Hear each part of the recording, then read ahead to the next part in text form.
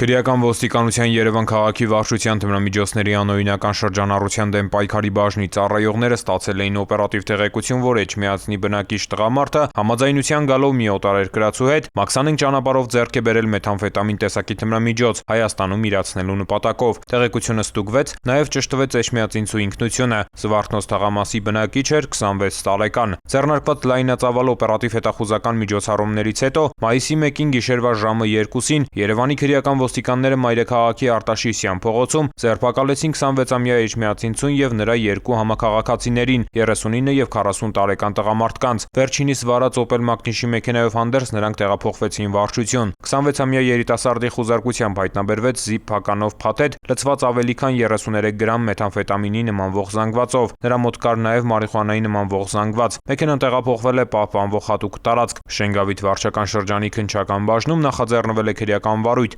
26-ամյա էջմիածինցուն մեղադրանք է ներկայացվել։ Հանգամանքները նախաքննությամբ պարզվում են։ Ծանուցում ենթադրյալ հանցանքի մեջ կասկածվողը կամ մեղադրվողը համարվում է անմեղ, քանի դեռ նրա մեղավորությունը ապացուցված չէ Հայաստանի Հանրապետության քրեական դատավարության օրենսգրքով սահմանված կարգով՝ դատարանի օրինական ուժի մեջ մտած դատավճռով։